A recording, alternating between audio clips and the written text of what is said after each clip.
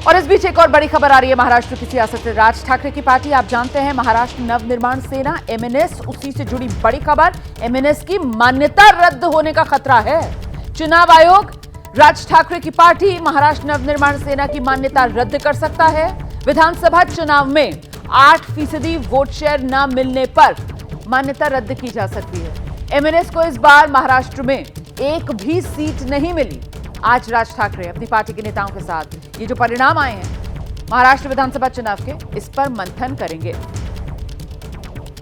हम सीधे आपको लेकर चलेंगे। हमारे साथ हमारी सहयोगी नम्रता दुबे इस वक्त मौजूद है और जरा नम्रता से जानते हैं, जब नतीजे आए थे तो मुझे ध्यान आ रहा है राज ठाकरे ने वो जो एक्स पर पोस्ट किया था कि ये जो नतीजे हैं अविश्वसनीय, और साथ ही उन्होंने कहा था, मराठी में उन्होंने लिखा था कि अभी के लिए बस इतना ही।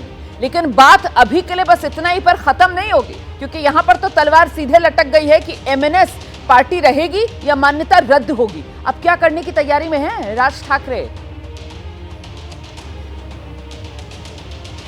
देखिए रोमाना, राज ठाकरे ने बैठक शुरू कर दी है, आत्मचिंतन की तैयारी है और मैं राज ठाकरे के शिव तीर्थ पर ही मौजूद हूँ। यहाँ पर तमाम नेताओं का आना शुरू हो गया है, बैठक जो है वो शुरू हो गई है। आपको बता दें कि 2019 और 2014 में कम से कम इनके एक विधायक थे, जिसके चलते पार्टी सिंबल छिनने का खतरा नहीं मंडरा रहा था। लेकिन इस बार की ऐसी स्थिति है कि 8% वोट भी कम मिला है, उसके साथ साथ एक भी विधायक नहीं जीता है। तो कहीं ना कहीं पार्टी सिंबल छिनने का जो डर है वो है, जिसके चलते आज बड़ी बैठक की जा रही है।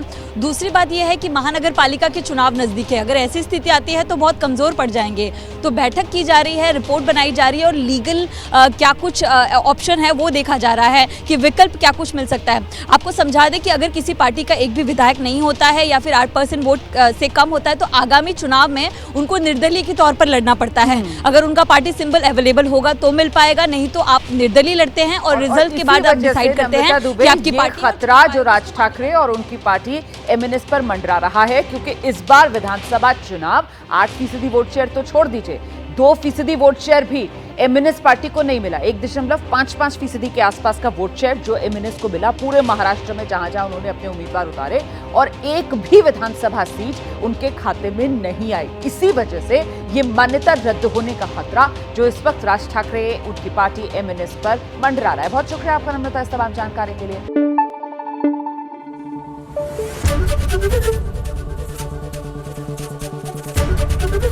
एबीपी न्यूज आपको रखे आगे।